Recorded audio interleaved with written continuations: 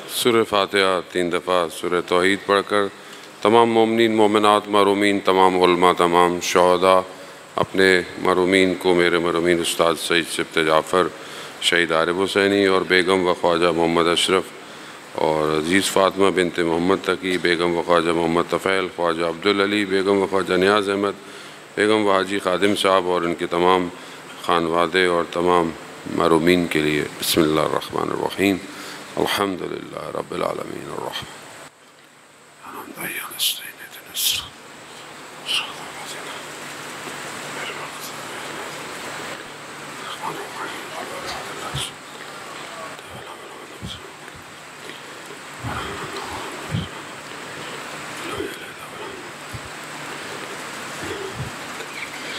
امام زمانہ کی سلامتی کے لیے بلندتر صلوات صلی علی محمد وعلی محمد لا حول ولا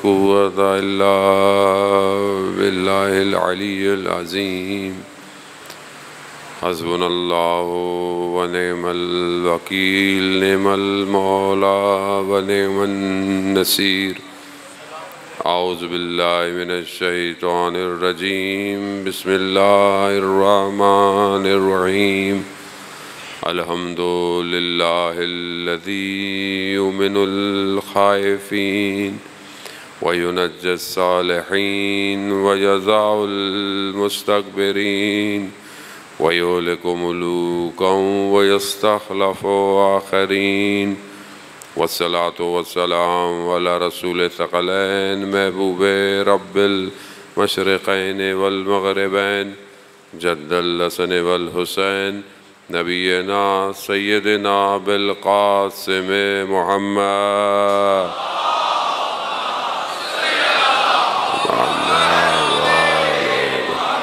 وعلی آلہ الطیبین الطاہرین المعصومین لا سیما بقیت اللہ فی الارضین روحی وارواحنا لتراب مقدم الفدا ولعنت اللہ علی اعدائہم اجمعین بسم اللہ الرحمن الرحیم رب اشرح لی صدری ویسر لی امری واحلل عقدۃ من لسانی یفقہوا قولی اما بعد فقط قال اللہ سبحانہ وتعالی فی کتاب الحکیم والقرآن المجید وما خلقت الجن والانس الا لیعبدون صلوات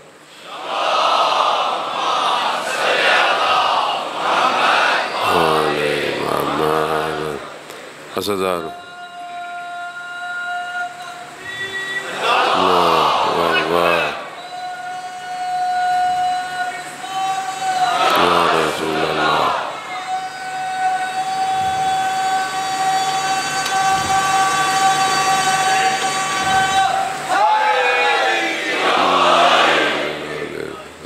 محترم مائے سفر اور کارواں شام پہنچا ہوا ہے مشکلات مصیبتیں اس مہینے کی اہل بیت کے ساتھ ساتھ ہیں یہ اتنی مصیبتیں کہ وہ امام کئی سال گریہ کرتا رہا مصیبت اور عزا کے دن مشکلات مگر امتحان جتنا بھی سنگین ہو اتنا ہی خدا بڑا کام لیتا ہے اہل بیت علیہ السلام نے اپنی زندگیوں میں ان تمام امتحانات کو عبور کیا صرف اور صرف خدا کے لیے جو چیز عظیم ہوتی ہے وہ اپنی سے کمتر کی قربانیاں مانگتی ہے یہی دکھایا اللہ کے ولیوں نے کہ اللہ نے ان کے مرتبے کو کتنا بڑھایا ہے مگر انہوں نے اتنا ہی اپنے آپ کو خدا کی بارگاہ میں جھکایا ہے یہی کمال ان کا کہ خدا انہیں عطا کیے جا رہا ہے اور وہ دیے جا رہے ہیں اور آج خدا نے بھی کیا مقام بنا دیا ایک ہی نام ہے جو پوری دنیا میں گونج رہا ہے حسین حسین حسین یہ وہ امر الہی کی اطاعت ہے جسے خدا نے دلوں پہ حاکم کر دیا ہے۔ شخص کیسا بھی ہو، کوئی بھی ہو، لیکن امام حسین سے محبت کرتا ہے۔ عجیب کارخانہ ہے حسین کا، ہر دور میں انسان بنا رہا ہے، ہر دور میں۔ نہ کوئی زمانے کی قید ہے، نہ مکان کی قید ہے، نہ کوئی رنگ کی قید ہے، نہ آباء و اجداد کی قید ہے۔ جو جیسا بھی ہے آ جائے، پھر حسین اسے ایسا بنائے گا، دنیا بھی رشک کرتی ہے۔ پھر یہی کمال ہے حسین ابن علی کا۔ کوئی اس وادی میں آئے تو صحیح، وہ عالم دین کے جو تہران میں عشرے کی مجالس پڑھتے ہوئے رات کی تاریکی میں واپس جا رہے تھے، تو ایک شخص جو نشے میں تھا، اس نے اس عالم دین کو روک لیا، کہا کہاں سے آ رہے ہو؟ کہا مجلس پڑھ کے آ رہے۔ کہا کبھی ہمارے لیے بھی مجلس پڑھ دو۔ اب انہوں نے کہا میں اس سے کیا بحث کروں؟ تو کہا دیکھو مجلس کے لیے ممبر کی ضرورت ہوتی ہے۔ تو وہ شخص نشے میں تھا، وہ جھک گیا، کہا ممبر آمادہ ہے۔ اب وہ کیا کرتے؟ انہوں نے بیٹھ گئے، بیٹھے اور صرف اعوذ باللہ پڑھا، کانپنے لگا، اتنا کانپنے لگا کہ وہ عالم دین اٹھ گئے کہ کہیں گر نہ جائے۔ جب اٹھا اس کی آنکھوں میں آنسو تھا۔ کہا میں آپ کو گھر تک چھوڑ آؤں؟ کہا نہیں میں چلا جاؤں گا۔ کہا نہیں، کہیں کوئی اور آپ کو اذیت نہ کرے۔ گھر کے دروازے پہ پہنچے، جانے لگے، کہا ایک سوال پوچھ سکتا ہوں؟ کہاں پوچھو۔ کیا قیامت میں جہنم میں ممبر حسین جلایا جائے گا؟ کریم ابن کریم ہے۔ وہ عالم کہتے ہیں نہیں، ممبر حسین جہنم میں جلایا حسین ہم سمجھے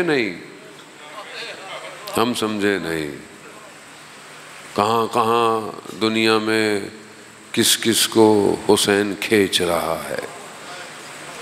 عجیب عالم ہے زنا، عجیب عالم۔ این حسین کیست کہ ہمیں عالم دیوانے اوست۔ کون ہے یہ حسین کہ پورا عالم دیوانہ ہوا ہے۔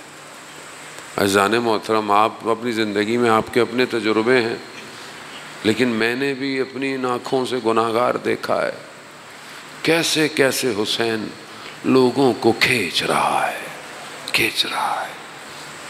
ایک نور ہے جو ہر زمانے میں سفر کر رہا ہے۔ ذرا سا کوئی پاک ہو جائے، حسین اسے بلا لیتا ہے۔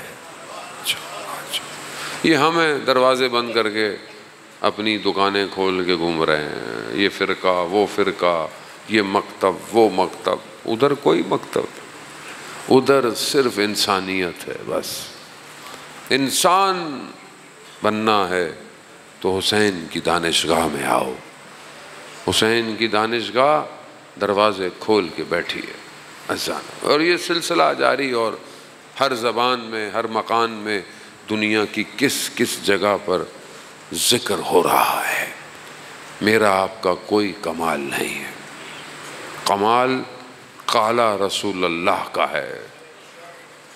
رسول خدا حضرت محمد مصطفیٰ صلی اللہ علیہ وسلم محمد وآل۔ رسول خدا نے ارشاد فرمایا ان الحسین مصباح الہدی والسفینۃ النجات۔ مصباح الہدی ہے، ہدایت کا چراغ ہے، اور ایسا چراغ ہے جسے خدا نے روشن کیا ہے۔ اسے زمانے، اسے طاغوت، اسے سازشیں، اسے کوئی بھی بجھا نہیں سکتا۔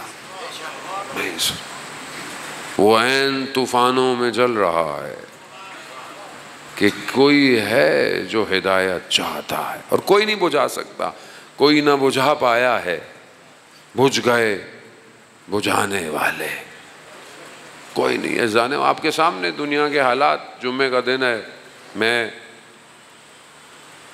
اب یہ تو نہیں کہوں گا کہ میں بڑی مصیبت ہے اصل میں، یہ کبھی کبھی میں بھی پھنستا ہوں اس کے اندر کہ میں نہیں کرتا۔ جمعہ خود دن ایسا ہے کہ امام کرم فرماتے ہیں اور یہ کرم کرتے ہیں کہ جمعے کو میری بات کیا کرو۔ تو جمعے کا دن ہے اور متوقع ظہور کا دن ہے، حسین کے اس فرزند کا دن ہے کہ جو غیبت کے پردے میں انتظار کر رہا ہے۔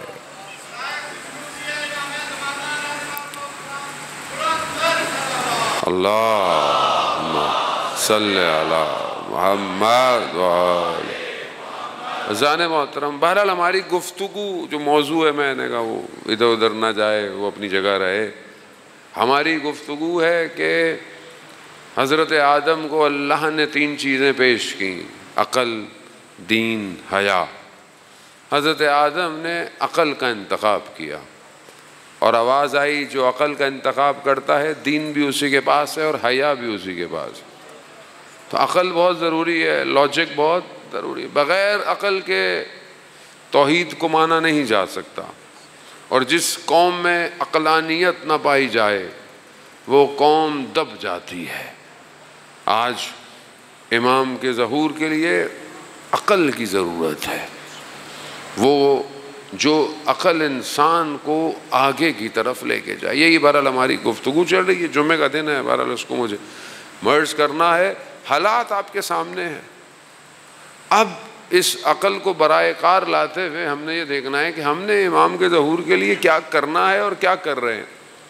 حالات آپ کے سامنے، فلسطین کی سچویشن آپ کے سامنے، غزہ کی سچویشن آپ کے سامنے ہے، کس طریقے سے ایک چھوٹی سی پٹی پہ دشمن اپنی پوری طاقت لیے بیٹھا ہے۔ مسئلہ کس کا ہے؟ مسئلہ کسی فرقے کا ہے، مسئلہ کسی کی پراپرٹی کا ہے، جائیداد کا ہے، تنازع کیا ہے؟ تنازع اسلام کا ہے، مشکل اسلام کی ہے۔ بہت سے لوگ کہتے ہیں نہیں دے دو، دے دینا چاہیے، یوں ہو جانا چاہیے۔ کیوں ہو جانا چاہیے؟ جس کو آپ یہ سمجھتے ہیں کہ اگر کچھ دے دو تو مسئلہ حل ہو جائے گا، وہ کچھ دینے سے مسئلہ حل نہیں ہوتا۔ وہ 1947 سے لے کر ابھی تک 3% تو ویسے ہی لے چکا ہے خود۔ اب مسئلہ وہاں رکنے کا نہیں ہے۔ جو لوگ اس غلط فہمی کا شکار ہیں کہ فلسطین جو ہے وہ ایک جزئی مسئلہ ہے، ایک جغرافیکل مسئلہ ہے، ہمارا اس میں لینا دینا کیا ہے، مولانا عزیزان محترم، تو وہ پھر امام کو نہیں سمجھا۔ امام کے ظہور کی نشانیاں یہ تو پڑھی نہیں اس شخص نے، امام کی حکومت اس نے پڑھی نہیں، امام زمانہ کے ظہور سے پہلے ہونا کیا ہے اس کو پتہ ہی نہیں ہے۔ دشمن اپنا پلان لے کر بیٹھا ہوا ہے اور آج سے نہیں ہے، وہ تو امام کے چاہنے والوں نے اس کے پلان کو خراب کر دیا ہے، ورنہ اس نے تو گریٹر اسرائیل کا پلان کب کا بنایا ہوا تھا۔ ہم سے زیادہ وہ امام کا انتظار کر رہا ہے، اسے پتا تھا امام کہاں آئیں گے، اسے پتا ہے امام کو، روایتوں میں ہے۔ بھائی اگر آپ میری بات یہ نہیں مانتے تو چلیں پیچھے صدر اسلام میں چلیں۔ مدینہ کے آس پاس یہودی کیوں آباد تھے؟ کیوں آباد؟ ان کی کتابوں میں تھا کہ ایک زمانے میں کھجوروں والی سرزمین پر آخری نبی آئے گا۔ وہ سب وہاں جمع ہو گئے، کس خوش فہمی میں؟ اس خوش فہمی میں کہ وہ نبی ہمارے میں سے ہوگا۔ لیکن جب نبی ان کے پاس سے نہیں آیا تو مقابلے پہ آ گئے۔ بھائی تم تو آئے نبی کے لیے تھے، تم نبی کے لیے آئے تھے۔ خیبر میں کون تھا؟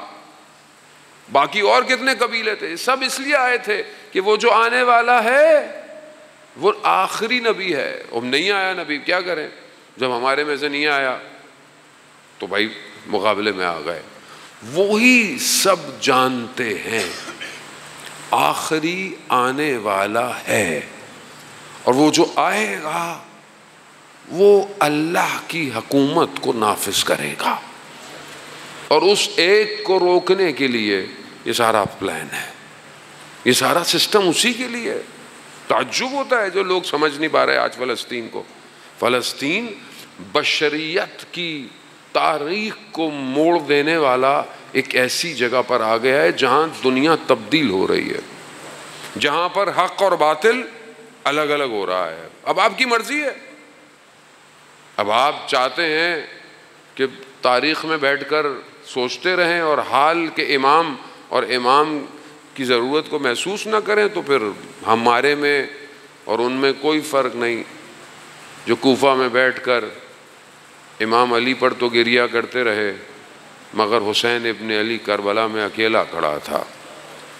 خوب سمجھنے کی ضرورت ہے، کوئی بھی کسی کو کسی چیز کے ساتھ کمپیئر نہیں کر سکتا، کوئی ہو بھی نہیں سکتا، لیکن سسٹم یہ ہے کہ جو آنے والا ہے اس کے لیے یہ پورا سسٹم امپورٹنٹ ہے۔ اگر آج آپ اپنی خواب غفلت کے اندر بیٹھے رہیں گے، جو ہو رہا ہے ہونے دو جی، ہمیں کیا، ہمیں تو اپنی مجلسیں پڑھنی ہے، ہمیں تو اپنے کام کرنے ہیں، تو کل جب امام آئیں گے اور قدس پہ لڑیں گے تو پھر ہم کیا کریں گے؟ پھر بھی ہم یہ بولیں گے نہیں نہیں مولانا صاحب ہمیں تو اپنی مجلسیں پڑھنے، تو پھر میں تو نہیں پڑھوں گا مجلس جب امام آ جائیں گے۔ بولوں گا نوکری مولا دیں، ادھر جتنی کرنی تھی پڑھ لی، ابھی کچھ اور دے۔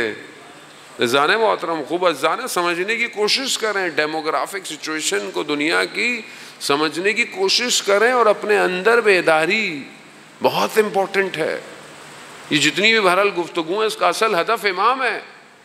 اگر امام تک نہیں پہنچ پا رہے تو پھر کہاں پہنچیں گے؟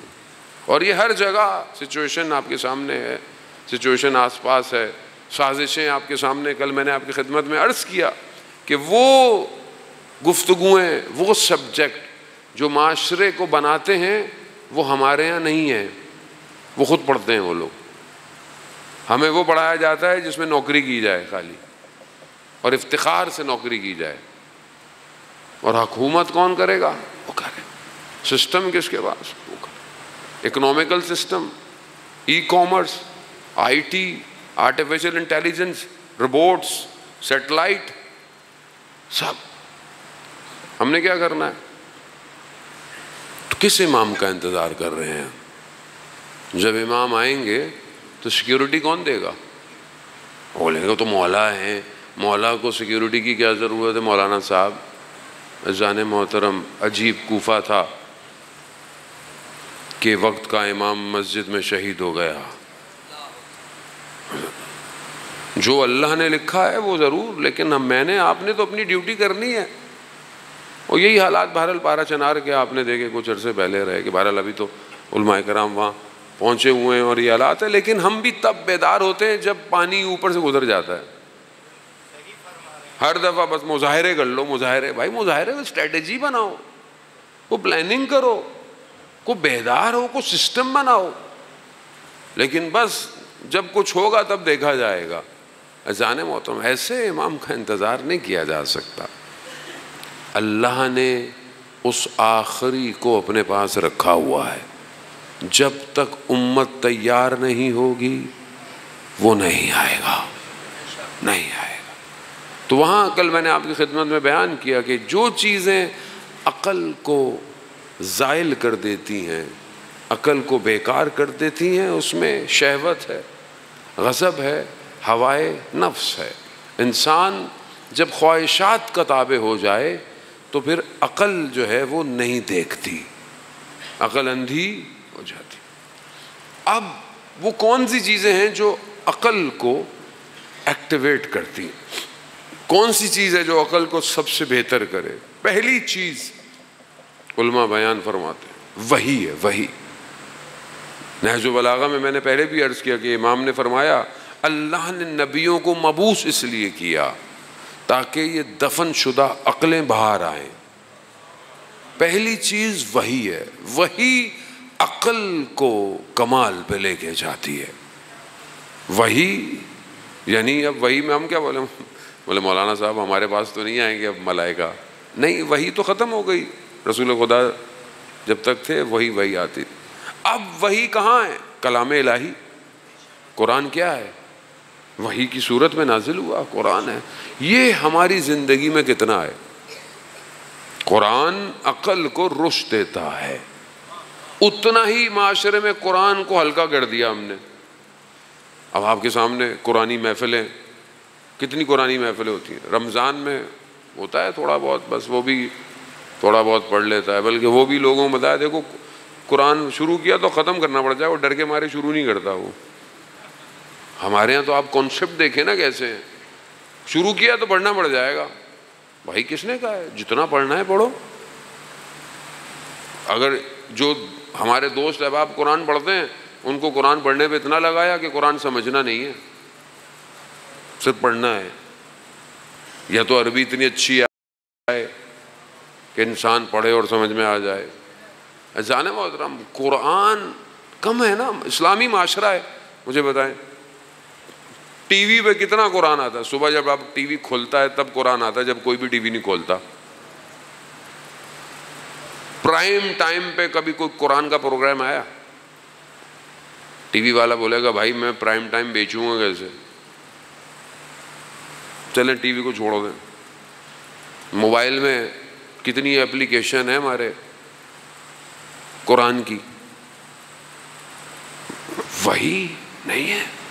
میں اس لیے نہیں کہہ رہا خدا نخواستہ آپ پریشان ہوں، میں بھی آپ جیسا ہوں. میں کوئی اوپر سے تھوڑی آیا ہوں، میں بھی اسی معاشرے میں رہتا ہوں. لیکن ایک چیز جو جاوداں معجزہ ہے جس کی حفاظت خدا نے کی ہے. خدا نے کہا، دعویٰ کیا ہے خدا نے، اگر تم 10 ایک سورت لے آؤ مقابلے میں، نہیں لا کہا 10 آیتیں لے آؤ، ایک آیت لے آؤ. معاشرہ کیسا تھا؟ وہ معاشرہ جاہل معاشرہ تھا، لیکن فصاحت و بلاغت میں اپنی اوج پہ تھا. عرب کا معاشرہ ادیب تھے، دانش، لکھنے میں بہت کمال پڑھتے. جب سورہ کوثر نازل ہوئی، رسول خدا نے سورہ کوثر کو خانہ کعبہ پہ لٹکا دیا. کیا تھا؟ 3 آیتیں، 3 آیتیں، چھوٹی چھوٹی آیتیں. بسم اللہ الرحمن الرحیم، انا اعطینا کل کوثر فصلی لربک وانحر انا شانئک هو الابتر. بس وہ جاہل تھے لیکن فصیح و بلیغ تھے. انہوں نے نیچے لکھ کے لگا دیا ما ھذا کلام البشر، یہ بشر کا کلام نہیں ہے. اذان محترم قرآن وہی عقل ایکٹیویٹ ہوتی ہے قرآن سے. اتنا قرآن کو کنارے پہ کر دیا. آج معاشرے میں قرآن تلاوت نہیں ہے، قرآن کی تفسیر نہیں ہے، قرآن کا ترجمہ نہیں ہے.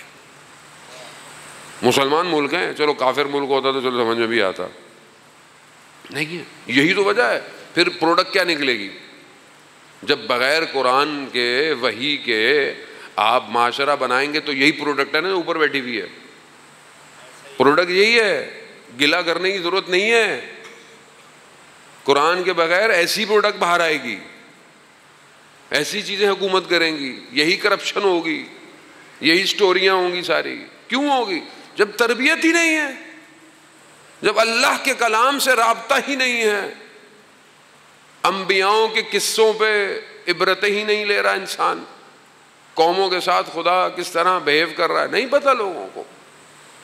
اللہ کس طرح گفتگو کر رہا ہے اپنے نبیوں کے ساتھ، کس طرح نبیوں کے ساتھ ساتھ وہ اپنے آپ کو بتا رہا ہے.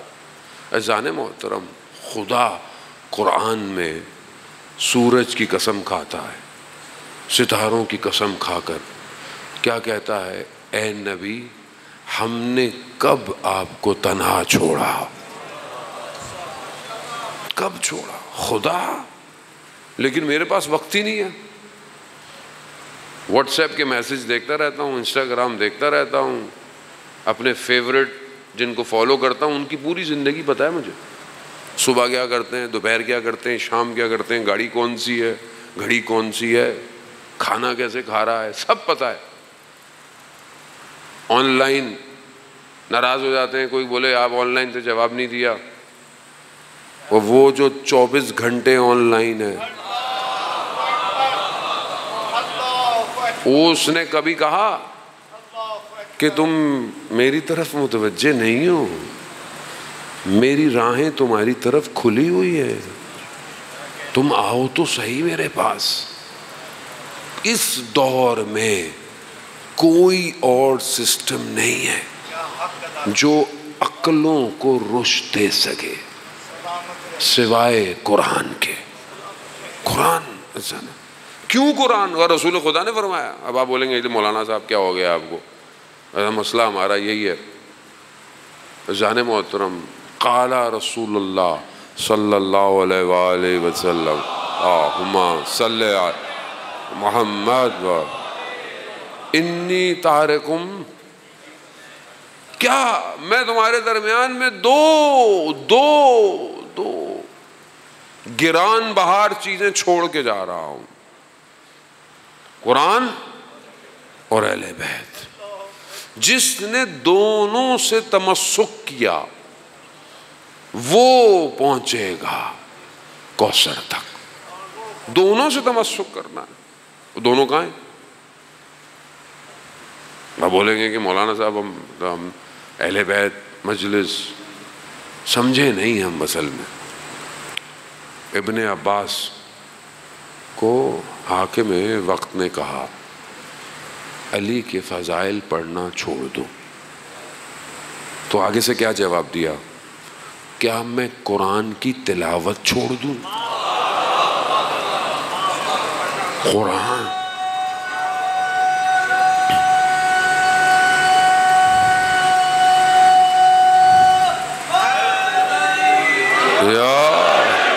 جانے بہت رہا ہوں، علی مال قرآن والقرآن و مال علی، یہی مسئلہ ہے۔ قرآن کو بغیر علی کے لوگے قرآن سمجھ میں نہیں آئے گا، علی کو بغیر قرآن کے لوگے اذان ہے۔ دو چیزیں چھوڑ کے جا رہا، دو چیز پکڑو، ان کو پکڑو۔ زندگی کو میں جوانوں سے کہہ رہا ہوں، ماشاءاللہ سب جوان یہاں موجود ہیں، بزرگوں کے دل جوان ہیں۔ اذان محترم یوز ٹو ہو، جیسے سب چیزیں سنتے ہیں نا کان میں اچھی لگتی ہیں، تلاوت سنیں، اپنے نفس کو قرآن کی تلاوت کی عادت ڈالیں۔ موبائل میں انسٹال کر لیں، اپلیکیشنیں بھری بڑی ہیں، بہت ساری ہیں۔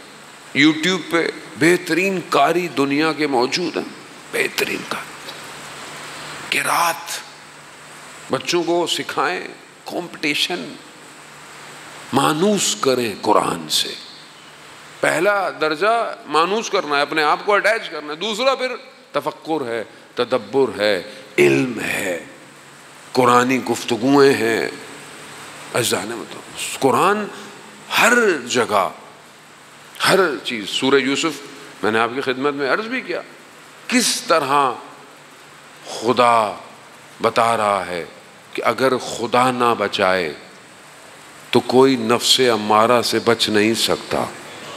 سورہ یوسف، ہر سورت اپنے اندر ایک الگ۔ سورہ لقمان، کس طرح آپ دیکھیں، جناب لقمان نبی نہیں ہے لیکن اللہ نے حکمت جاری کی، حکمت تعلیم دی، اس مقام پہ پہنچا دیا کہ اللہ نے ان کے نام کا سورہ اتار دیا، سورت اتار دی۔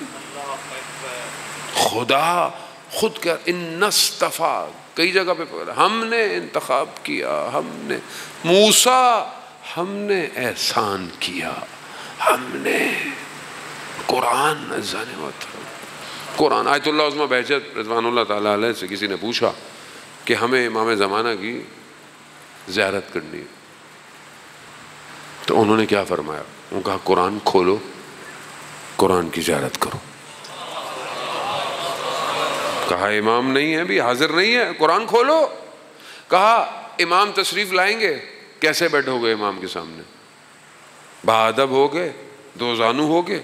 کہا قرآن کے سامنے بھی ایسے ہی بیٹھا کرو، قرآن ہے، کلام الہی ہے، قیامت والے دن خدا نے پوچھ لیا، اے میرے بندے تمہارے پاس اتنا ٹائم نہیں تھا، میری باتیں سن لیتے؟ اب میں بولوں گا اللہ تعالیٰ مجھے تو آپ کہاں باتیں کر رہے تھے، آپ نے کہاں باتیں کی تھی، مجھے تو پتہ ہی نہیں تھا۔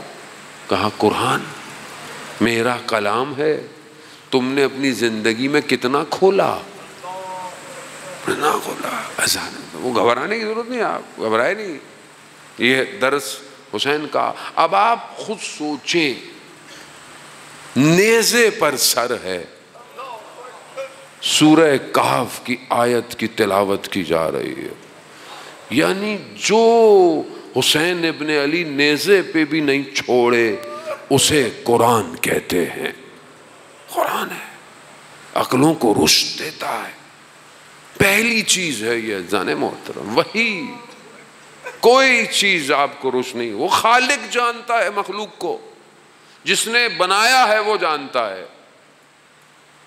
اس کے سافٹ ویئر کو میں نے اپڈیٹ کیسے کرنا ہے، وہ جانتا ہے نا، اسی کی لینگویج وہ جانتا ہے۔ دوسری چیز عقلوں کو جو رشد دیتی ہے وہ علم ہے، علم حاصل کریں، حتیٰ ماں کی گود سے لحد تک، حدیث ہے، علم حاصل کریں۔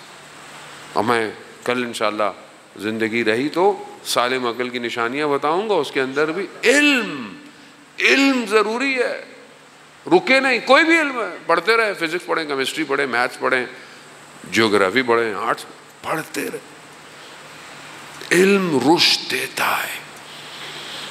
جو شخص کتاب پڑھتا ہو وہ اس سے بہت بہتر ہے جس نے کتاب نہیں پڑھی۔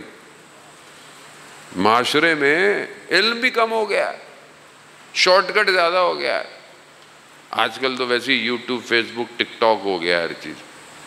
دنیا میں دیکھیں نا اب کیا کس کاموں پہ لگا دیا ہے، ہر کوئی یہ بنا لو وہ بنا لو، پڑھنا پڑھانا چھوڑ دو۔ عزیزان محترم اپنے آپ کو آنے والے وقت کے لیے تیار کریں۔ امام زمانہ کو شارٹ کٹ والے جوان نہیں چاہیے، امام زمانہ کو برین چاہیے، برین جو دور اندیش ہو، جو چیزوں کو اینالائز کر سکتا ہو، جو کل کی بات کرے، کل شہر کیسے ہونے چاہیے۔ شہر میں بارشیں ہوتی ہیں، کبھی زیادہ ہو جاتی ہیں، کبھی کم ہو جاتی ہیں، انسان بارشیں کیا کریں، ہر سال ہی ہوتی ہیں، ہر سال ڈوب رہے ہیں۔ تو عقل کیا کہتی ہے؟ اگر عقل ہو، جب عقل نہیں ہوگی تو کچھ بھی نہیں ہوگا۔ عقل کیا کہتی ہے؟ کوئی سسٹم بناؤ۔ اچھا کہاں سے بنائے؟ اب عقل سو رہی ہیں، عقلیں کہاں سے سوچیں؟ بھائی خود نہیں سوچو، ان ملکوں سے لے لو جن کے یہاں پورا سال بارش ہوتی ہے۔ عقل تو یہ کہتی ہے نا، مطلب بھائی میرے گھر میں ایک مسئلہ آ گیا، مجھے سمجھ میں نہیں آ رہا، تو میں برابر والے گھر سے پوچھوں بھائی آپ کے یہاں بھی مسئلہ ہے لیکن آپ کے یہاں تو سب صحیح چل رہا ہے، میرے یہاں پرابلم ہے، تو عقل تو یہی کہے گی نا کہ بھائی ان سے سسٹم لے لو۔ لیکن ہمارے پاس تو فرصت کہاں ہے، جو آتا ہے وہ پچھلے کی برائی کرتا ہے، پھر وہ آتا ہے وہ اگلے کی برائی کرتا ہے، اور قوم اسی میں مزے لے رہی ہے۔ بھائی آپ خود بنا لو کوئی سسٹم، ایک کالونی، ایک گلی، ایک سوسائٹی سسٹم نہیں بنا سکتے؟ جب آس پاس والے نہیں بنا رہے تو آپ میں ابھی یہ سیالکوٹ کے پاس کسی ایک بالکل بارڈر والی سائٹ پہ کہیں پڑھنے گیا، پتہ نہیں کتنے کلومیٹر سڑک ایک شخص نے بنائی، اس کا گاؤں تھا، رہتا نہیں وہ یہاں لیکن اس کا گاؤں تھا، اس کو اللہ نے پیسہ دیا، اس نے پتہ نہیں کتنے کروڑ خرچ کر کے خود سڑک بنائی ہے۔ میں نے وہاں جاتے ہوئے میں یہی دعا کی کہ میں نے کاش ہر آدمی اپنی اپنی سڑکیں اگر خود بنا لے بھائی، تو کم از کم یہ سڑک تو صحیح ہوگا۔ آپ کب تک دوسرے کو برا بھلا بولتے رہو گے؟ لیکن مشکل یہ ہے کہ ہماری بیسکس کو حل نہیں کیا گیا۔ ہمیں اپنی بیسکس میں نیوکلیر پاور ہوتے ہوئے ہماری بجلی چلی جاتی ہے، آئل اتنا ہوتے ہوئے پیٹرول مہنگا ہے۔ مشکل عقلوں کی ہے نا، عقل آگے بیٹھی نہیں رہی ہے، کوئی عقل مند آگے بیٹھے تو کام کرے۔ جہاں حسد، جہاں تہمت، جہاں نفاق، منافقت ہو، وہاں عقلیں تھوڑی کام کرتی. جہاں انسانیت کی خدمت نہ ہو. آپ دوسرے ملکوں میں جا کے دیکھیں, ظاہراً کچھ لوگ مسلمان ہیں, کچھ لوگ مسلمان نہیں بھی ہیں بہرحال, لیکن آپ دیکھیں انہوں نے اپنے قوم کی بیسکس نیڈس کو پورا کر دیا ہے, تب مائنڈ ایکٹیویٹ ہوتا ہے نا. اب ملیشیا میں چلے جائیں آپ, پورا سال بارش ہے, ٹراپیکل سیزن ہے, اتنی بارش ہوتی ہے یہ پلر نظر نہیں آتا.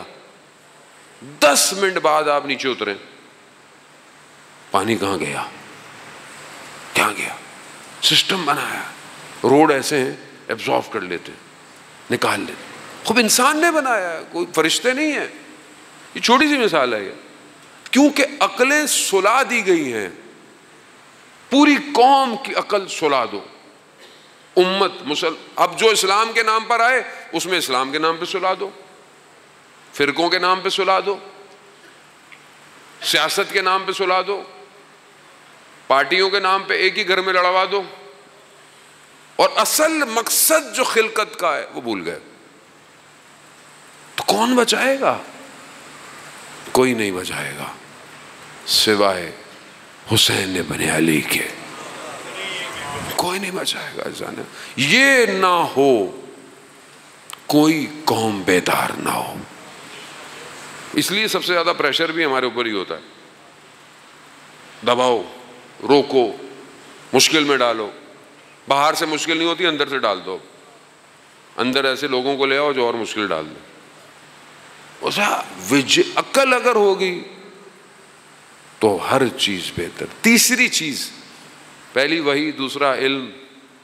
پڑھیں ہیں, جوان ہیں آپ, محنت کریں. جوانی کے اندر تو 16 گھنٹے پڑھنا چاہیے آدمی. ہارمونز, انرجی ہے, طاقت ہے, فضول ٹائم ضائع نہ کریں. یہ کام آئے گا آپ کو, ملک کے لیے بھی کام آئے گا, قوم کے لیے بھی کام آئے گا, اور سب سے بڑھ کر امام کے لیے کام آئے گا. جتنا اسپیشلسٹ ہو سکتے ہیں اسپیشلسٹ ہو, چیزوں کو بنائے. دنیا آپ کے لیے کھلی ہوئی ہے, کوئی نہیں روک سکتا اگر کوئی پرواز کرنا چاہے. اور خاص طور پہ جب آپ امام کے لیے کچھ کرنا چاہیں تو امام خود آپ کی نصرت کرتے ہیں. تیسری چیز, اور بہرحال آج کی مجلس میں جو عقل کو رشد دیتی ہے وہ اخلاق ہے. جس معاشرے میں اخلاق نہیں ہے وہاں عقلیں سوئی ہوئی ہیں. بڑے بڑے شخص, بڑی بڑی شخصیات آپ دیکھتے ہیں اپنے بیہیویئر اور ایٹیٹیوڈ سے پہچانی جاتی ہیں. ایسی ہے نا. اب مین بیہائنڈ ہز ٹنگ قال امیر المومنین ہے. امام فرماتے ہیں انسان اپنی زبان کے پیچھے پوشیدہ ہے. جب زبان کھولتا ہے تب پتہ چلتا ہے یہ کیا ہے. اور جس کی اندر تربیت نہ ہو وہ سامنے سے جتنا اچھا ہو اتنا اندر سے برا ہے. باہر جتنی خوشبو لگا لیں, اصل خوشبو اندر سے پتہ چلتی ہے. اخلاق بہت ضروری ہے. معاشرے میں ٹیمپرامنٹ ختم ہو گیا ہے, اخلاق ہی نہیں. ذرا سی بات پہ لڑائی ہو گئی, ذرا سی بات پہ غصہ آ گیا, کوئی روڈ کراس کر رہا تھا, کسی کی گاڑی گزر رہی تھی, کوئی گھر میں یوں چلا گیا. ٹیمپرامنٹ, اخلاق. یہ واقعہ میں پہلے بھی آپ کی خدمت میں پڑھ چکا ہوں. دیکھیں اخلاق عقل کو رشد دیتا ہے. ملا مہدی ناراکی جو ملا احمد ناراکی کے والد تھے, انہوں نے کتاب لکھی جامع سعادہ, اخلاق پہ کتاب تھی. اس کا جو خلاصہ ہے وہ معراج و سعادہ ہے. معراج و سعادہ اردو کے اندر موجود ہے کتاب. یہ کتاب اردو کے اندر, یہ کتاب آپ کو مل جائے گی کہیں نہ کہیں سے, انٹرنیٹ پہ پڑی ہوئی ہے, پیسے خرچ کرنے کی ضرورت نہیں ہے, آن لائن اسکینڈ کتابیں پڑھی ہوئی ہیں, تھوڑی سی زحمت کرنی پڑے گی. معراج و سعادہ, اخلاق کیسا ہونا چاہیے انسان کا بیہیویئر کیسا ہو, انسان ملتے ہوئے کیسا ہو, انسان کے ساتھ اگر کوئی کچھ حادثہ ہوتا ہے تو اس کو کیسے ہونا چاہیے. ایک حدیث آپ کو خدمت میں, تاکہ بہرحال صرف بات نہ رہ جائے. قال امام جعفر صادق علیہ الصلوۃ والسلام اللہم صلی علی محمد. اب دیکھیں دنیا کیا سکھاتی ہے اور امام کیا سکھا رہے ہیں. امام فرما رہے ہیں کہ اگر کوئی تمہیں ایک دفعہ برا کہے تو اس کے بدلے میں 10 دفعہ اسے برا مت کہو. بلکہ امام فرماتے ہیں کہ اگر کوئی تمہیں 10 دفعہ برا کہے تو تم ایک دفعہ بھی اسے برا مت کہو. اخلاق ہے. حلم، بردباری پیدا کرو. امام فرماتے ہیں اس سے یہ کہو کہ اگر یہ برائی میرے اندر پائی جاتی ہے تو خدا میری ہدایت کرے، اور یہ برائی اگر میرے اندر نہیں پائی جاتی تو خدا تمہاری مغفرت کرے. یہ کہاں سے لاؤں میں؟ کہاں سے لاؤں؟ یہاں تو کسی نے غلطی سے کچھ لکھ دیا مجھے، وہاں تو میں پھٹنا شروع ہو جاتا ہوں. ریفلیکشن. گھر میں گھسے، زوجہ کسی بات پہ ناراض تھیں، کسی وجہ سے پریشان تھیں، کچھ تھا، بچوں نے تنگ کیا، کچھ کہہ دیا بیچاری نے، اور میں کیسا ری ایکشن دکھاتا ہوں. بچہ آ گیا بیچارہ، آپ ٹریفک کے تھکے ہوئے گھر پہنچے، بچے نے کچھ بات کہنا شروع کر دیا، آپ نے اخلاق نہیں ہے. یہاں دیکھیں آپ، شام سے آیا، پروپیگنڈے کا شکار، اور قرۃ العین سیدہ کی آنکھوں کا ٹھنڈک حسن مجتبیٰ علیہ السلام کے سامنے، اللہم صلی علی محمد و نور العین کے سامنے آیا، شروع ہو گیا، پتہ نہیں کیا کیا بولنا شروع ہو گیا. جب تھک گیا، امام فرماتے مسافر لگتے ہو، رہنے کے لیے جگہ چاہیے تو بتاؤ، لباس چاہیے تو بتاؤ، خوراک چاہیے تو بتاؤ. ادھر اتنا، ادھر. وہیں گر گیا. کہا خدا بہتر جانتا ہے اپنی رسالت کو کہاں اتارنا ہے. اخلاق. اللہم صلی علی محمد. اگر یہ اخلاق معاشرے میں ہو، کتنے مسئلے حل ہو جائیں. یہاں تو بہن نے یہ کہہ دیا، بھائی نے یہ کہہ دیا، مولانا صاحب ہم تو مجلس میں آئے تھے، ہمیں بیٹھنے کی جگہ نہیں ملی، اور بیچارہ مولانا بولتا ہے اشتہار میں میرا نام چھوٹا کیوں چھاپ دیا، میری تصویر چھوٹی کیوں لگا دی، نوے خان کی تصویر بڑی کیوں لگا دی. اسی میں پھنسے ہوئے. جو اس میں پھنسا ہو بھائی، وہ قوم کو کہاں نجات دے گا؟ نہیں دے سکتا، وہ خود پھنسا ہوا ہے. اخلاق. کیا اخلاق ہے؟ ابھی میں ملا احمد ناراکی پہ کیسے جاؤں؟ اذان موت. ملا مہدی ناراکی نے جب یہ کتاب لکھی، عربی میں تھی تو ہر جگہ بہت پذیرائی ہوئی، ایکسیپٹ ہوئی، بڑی لوگوں نے تعریف.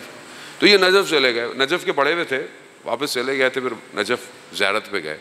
جب علماء کو پتہ چلا کہ ملا مہدی ناراکی آئے ہوئے ہیں تو سب ملنے آئے کہ ماشاءاللہ آپ نے بڑی زبردست کتاب لکھی اور کیا بات ہے.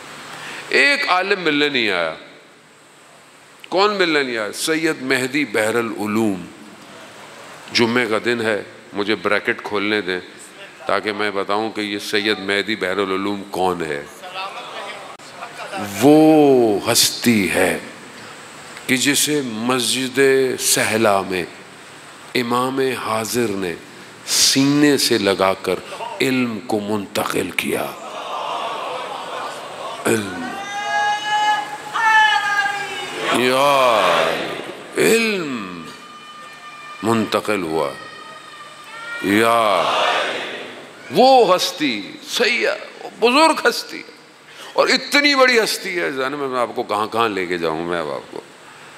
اتنی بڑی ہستی ہے کہ علامہ طباطبائی کے بھائی سید حسن الہی طباطبائی نے جو شخص روحیں بلاتا تھا اس سے کہا روح کو، تو پیغام آیا 2 روحیں نہیں آ سکتی، سید مہدی بحر العلوم اور سید ابن طاؤس کی، جنہوں نے مقتل لہوف لکھا ہے.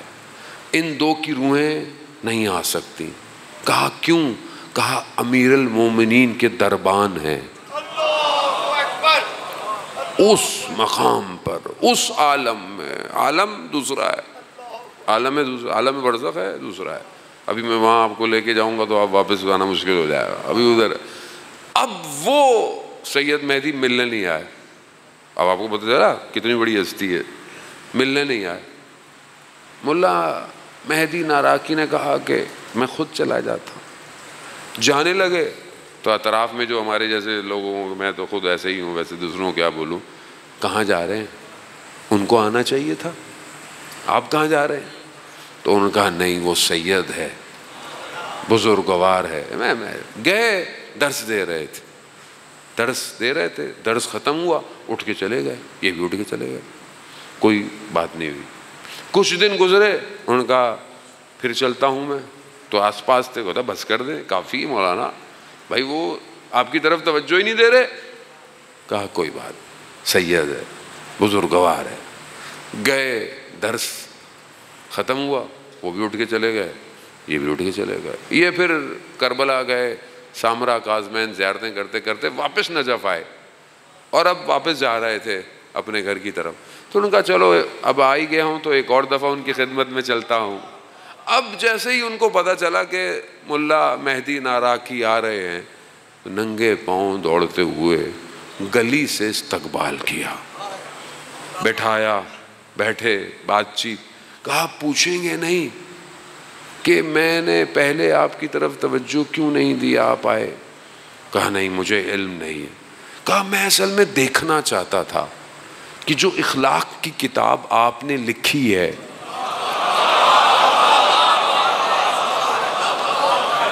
وہ اخلاق آپ میں پایا جاتا ہے یا نہیں جاتا. عزیزان محترم، اخلاق عقل کو رشد کرتا ہے. اب آپ دیکھ لیں معاشرے میں جو ہمبل ہے وہ کہاں بیٹھا ہوا ہے. ایسے بڑا آدمی نہیں بن سکتا. دا بگ پیپل، بڑا آدمی ہمبل ہوتا ہے، چھوٹا ہوتا ہے، تھوڑی تھوڑی بات پہ پھٹکنا شروع کرتا ہے، چھوٹا آدمی ہے بہت. انسان اپنی ظرفیت سے پہچانا جاتا ہے، بڑا ہوتا ہے. عقل، رشد کے یہ 3 فیکٹر ہیں عزیزان محترم. جمعے کا دن ہے، امام کے ظہور کا متوقع دن، مگر امام نہیں آئے، ابھی تک تو نہیں آئے. ہم میں سے کتنوں نے امام کو یاد کیا؟ ہم میں سے کتنوں نے امام کو پکارا؟ عزیزان محترم، وہ غیبت کے پردے میں ہمارا انتظار کر رہا.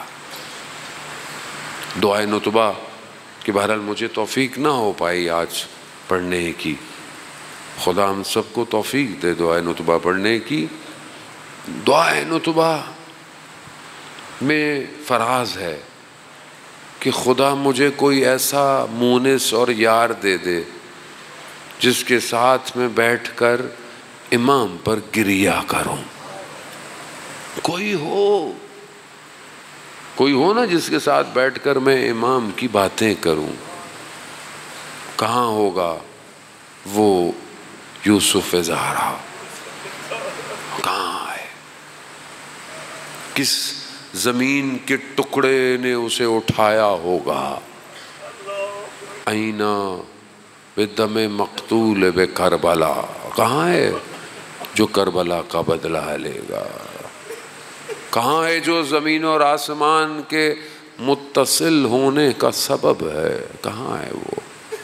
کبھی انسان بہرحال اپنے آپ سے باتیں کرے. وہ غیبت کے پردے میں دیکھ رہا ہے یہ مجھے پھکارتے نہیں ہیں. ایک عالم دین کی جو امام سے ملاقات ہوئی تو دیکھا کہ امام کی آنکھیں بہت چھوٹی چھوٹی ہوئی ہیں. کہا مولا آپ کی آنکھوں کو کیا ہوا؟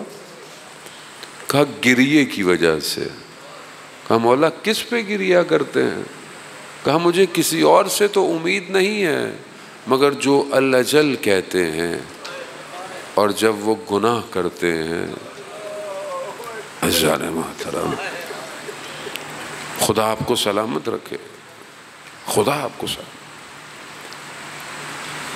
وقت کے امام کے لیے ہر کوئی نہیں رو سکتا، نہیں رو سکتا، کمال ہے۔ آپ تڑپیں گے تو وہ آئے گا، تڑپنا شرط ہے۔ عزادارن، لٹا ہوا کارواں شام پہنچا ہوا ہے، بنا برباز روایات آج اس بچی کی شہادت کا دن ہے۔ ہمارے یہاں 12-13 سفر کو ہوتی ہے، بعض روایات کہتی ہیں کہ یہ ایام بھی وہی ایام ہے، کیونکہ قافلہ پہنچا ہے، کہیں 48 کہیں 72 گھنٹے ہیں، کہیں 3 دن ہے، کھڑا رہا، اور اس کے بعد یہی آگے سفر کی تاریخوں میں یہ بچی دیکھ رہی ہے کہ جب بابا نے مسلم بن عقیل کی بیٹی کو اپنی آغوش میں بٹھایا، یہ بچی دیکھ رہی ہے کہ جب کسی کا باپ چلا جاتا ہے تو سر پہ ہاتھ پھیرا جاتا ہے۔ روز عاشور آئی، امام کی سواری چلنا شروع کیا، سواری رک گئی، بڑھنے کوئی نہیں دیتا۔ دیکھا بچی کھڑی ہوئی ہے، امام نیچے اترے، بچی نے بابا سے کہا، بابا، بچی صبح سے دیکھ رہی ہے، جو گیا ہے واپس نہیں آیا۔ اب اسے یقین ہو گیا کہ بابا بھی جا رہے ہیں، واپس نہیں آئیں گے۔ عزاداران، چھوٹی بیٹیوں کو باپ سے بڑی محبت ہوتی ہے، بڑی محبت۔ جب باپ نکل رہا ہوتا ہے نا تو چھوٹی بچی سب سے آخر میں اپنے بابا سے لپٹ جاتی ہے، یہ اللہ نے فطرت رکھی ہے۔ جب امام نیچے اترے نا تو بچی نے ایک بات کہی، بابا ہمیں مدینہ واپس چھوڑاؤ۔ بڑی حسرت تھی اس بچی کو مدینہ آ جانے۔ یہ شام کے زندان میں بھی اپنے بھائی سے پوچھتی تھی، بھائیا یہ پرندے کہاں جاتے ہیں رات کو؟ بیٹا یہ اپنے گھروں کو چلے جاتے ہیں۔ بھائیا ہم کب اپنے گھر جائیں گے؟ بڑی حسرت تھی اس بچی کو، بابا ہمیں مدینہ واپس چھوڑاؤ۔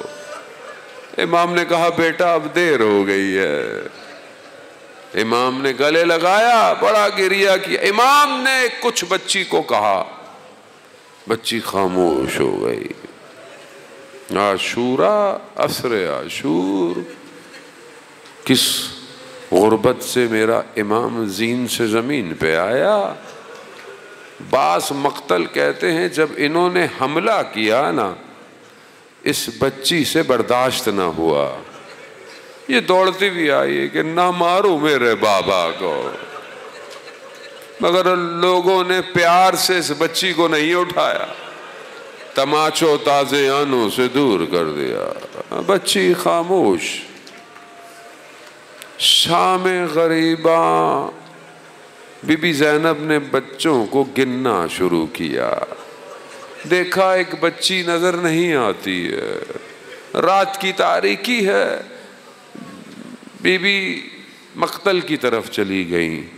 مقتل کیا تھا؟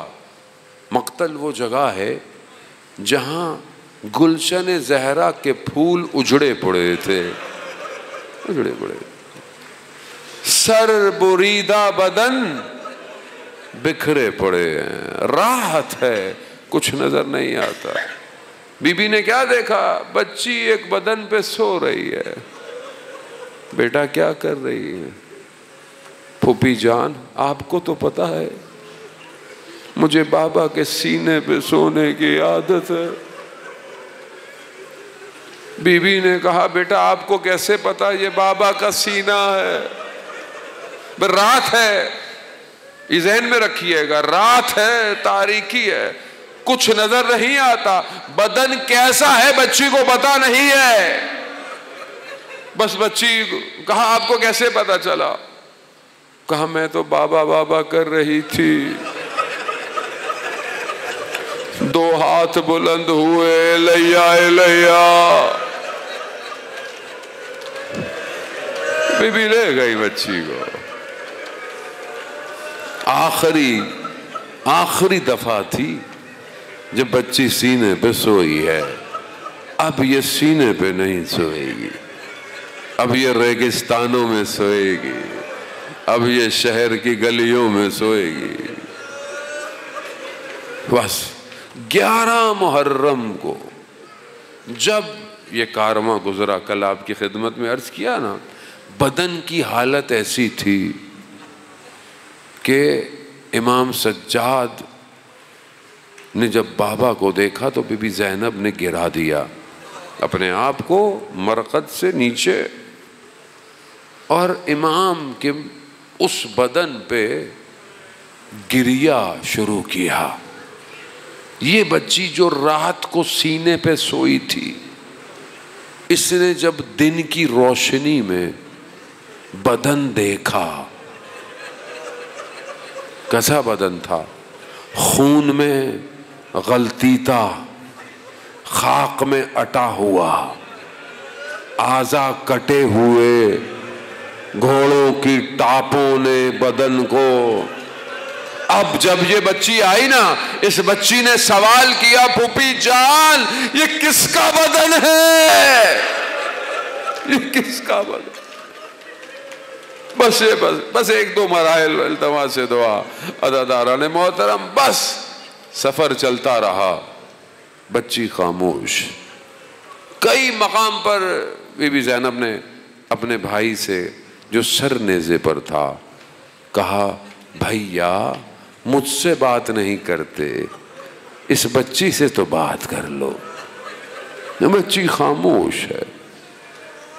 شام کا دربار آ گیا، تشت میں سر رکھا ہوا، ہاتھ میں چھڑی ہے، نہ جانے کیا کر رہا ہے۔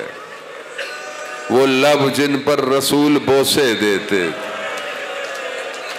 یہ بچی چھپ چھپ کے اپنی پھوپھی کے پیچھے دیکھ رہی ہے، یہ میرے بابا کے ساتھ کیا کر رہا ہے۔ بس زندان میں جانے کی دیر تھی، بچی سے صبر نہ ہوا، بابا بابا بابا بابا۔ آواز پہنچی، کہا شور کیسا ہے؟ کہا بچی بابا بابا کر رہی ہے۔ کہا جاؤ بچی کو اس کا بابا دے دو، کسی بیٹی کے پاس ایسے بابا نہ آئے۔ بس تشت آیا، تشت کا کپڑا ہٹا، خاک میں ہٹی زلفیں تھی، چہرے پر زخمی نشان تھے، ہونٹوں پہ تازہ چھڑی کے نشان۔ اس بچی نے سر کو اٹھایا، لبوں سے لبوں کو لگایا، من الذی بابا آپ کے جانے کے بعد خیمے جل گئے، بابا دامن جل گیا، بابا انہوں نے سروں پہ ہاتھ نہیں رکھا، تماچے مارے بابا، بابا یہ گوشت والے مانگتے میں دے دیتی بابا۔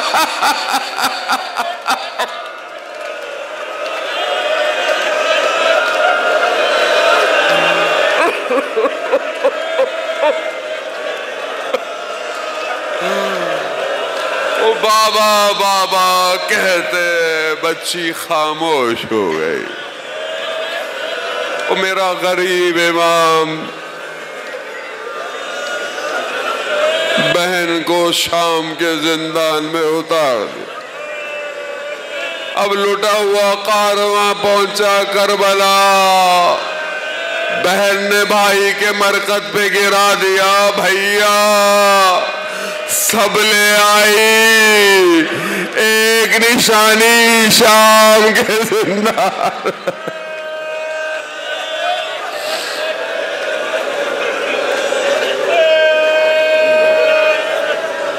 تیرا سینہ نہیں لبدا بابا میں رل گئیاں ہے. تیرا سینہ نہیں لبدا بابا میں رل گئیاں ہے. تیرا سینہ نہیں لبدا بابا میں رل گئیاں ہے. تیرا سینہ نہیں لبدا بابا میں رل گئیاں ہے. تیرا سینہ نہیں لبدا بابا میں رل گئیاں ہے. تیرا سینہ نہیں لبدا بابا میں رل گئیاں ہے. تیرا سینہ نہیں لبدا بابا میں رل گئیاں ہے. تیرا سینہ نہیں لبدا بابا میں رل گئیاں ہے. تیرا سینہ نہیں لبدا بابا میں رل گئیاں. انج لتھے ہن دور میڈے انج لتھے ہن دور میڈے ہت کرونا بھول گئیاں. تیرا سینہ نہیں لبدا بابا میں رل گئیاں ہے. تیرا سینہ نہیں لبدا بابا میں رل گئیاں ہے. تیرا سینہ نہیں لبدا بابا میں رل گئیاں ہے. تیرا سینہ نہیں لبدا بابا میں رل گئیاں. بابا میں کشام دلو کانے تیرے بعد کنیزی وچ منگیا. بابا میں کشام دلو گانے تیرے بعد کنیزی وچ منگیا. میں غیرت سیداں دی میں غیرت سیداں دی او ویلے مر گئیاں. تیرا سینہ نہیں لبدا بابا میں رل گئیاں ہے. تیرا سینہ نہیں لبدا بابا میں رل گئیاں ہے. تیرا سینہ نہیں لبدا بابا میں رل گئیاں ہے. تیرا سینہ نہیں لبدا بابا میں رل گئیاں. جڑاں گل تیرے ضربہ چلیاں میں کول کھلو کے دے دی رہی. جڑاں گل تیرے ضربہ چلیاں میں کول کھلو کے دے دی رہی. نہیں ملیا سر تیرا نہیں ملیا سر تیرا اتر لے کر دی رہیاں.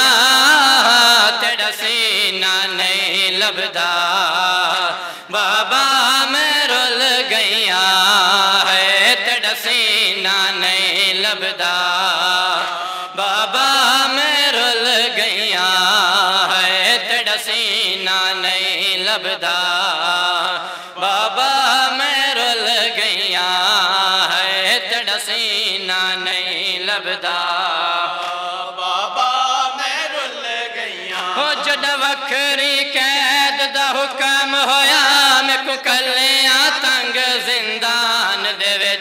جد وکھری قید دا حکم ہویا میں کو کلیاں تنگ زندان دے وچ. انج روندی میں ٹریاں انج روندی میں ٹریاں ہو قیدن میں رل گئیاں. تیرا سینہ نہیں لبدا بابا میں رل گئیاں ہے. تیرا سینہ نہیں لبدا بابا میں رل گئیاں ہے. تیرا سینہ نہیں لبدا بابا میں رل گئیاں ہے. تیرا سینہ نہیں لبدا بابا میں رل گئیاں خود تا پہلا پرسا مقتل وچ میں کشمر یقین یتیمی دا جتا پہلا پرسا مقتل وچ میں کشمر لین یتیمی دا انج ظالم ہتھ چایا انج ظالم ہتھ چایا ہو میں خاک تے جان پیاں تیڑا سینہ نہیں لبدا بابا میں رل گئیاں ہے تیڑا سینہ نہیں لبدا بابا میں رل گئیاں ہے تیڑا سینہ نہیں لبدا بابا میں رل گئیاں ہے سینہ نہیں لبدا بابا میں رل گئیاں ہو جڑا داخلہ ہویا شام دے وچ تھیں ڈیڑ بازاری لوکاں دی جڑا داخلہ ہویا شام دے وچ تھیں بیڑ بازاری لوکاں دی پھپھیاں دے ٹرن کیتے پھپھیاں دے ٹرن کیتے ہو میں راہ منگ دے رہیاں تیڑا سینہ نہیں لبدا بابا میں رل گئیاں ہے تیڑا سینہ نہیں لبدا بابا میں رل گئیاں ہے تیڑا سینہ نہیں لبدا بابا میں رل گئیاں ہے تیڑا سینہ نہیں لبدا بابا میں رل گئیاں ہو تیڑے خون چتار ہتھ ظالم دے میں کو اجر رسالت دین دے رہے تیڑے خون چتار ہتھ ظالم دے میں کو اجر رسالت دین دے رہے انج خمس میں کو ملیا انج خمس میں کو ملیا ہو رنگین ہویا زلفاں تیڑا سینہ نہیں لبدا بابا میں رل گئیاں ہے تیڑا سینہ نہیں لبدا بابا میں رل گئیاں ہے تیڑا سینہ نہیں لبدا بابا میں رل گئیاں ہے تیڑا سینہ نہیں لبدا بابا میں رل گئیاں ہو شالا کوئی دین جنا گزرے بے سر بابے دلاش تو شالا کوئی دین جنا گزرے بے سر بابے دلاش تو جویں میں رسیاں پاکے جویں میں رسیاں پاکے ہو تیڑی لاش تو گزریاں تیڑا سینہ نہیں لبدا بابا میں رل گئیاں ہے تیڑا سینہ نہیں لبدا بابا میں رل گئیاں ہے تیڑا سینہ نہیں لبدا بابا میں رل گئیاں ہے تیڑا سینہ نہیں لبدا بابا میں رل گئیاں انج لتھن دور میڈے انج لتھن دور میڈے ہو تک رونا بھول گئیاں تیڑا سینہ نہیں لبدا بابا میں رل گئیاں ہے تیڑا سینہ نہیں لبدا بابا میں رل گئیاں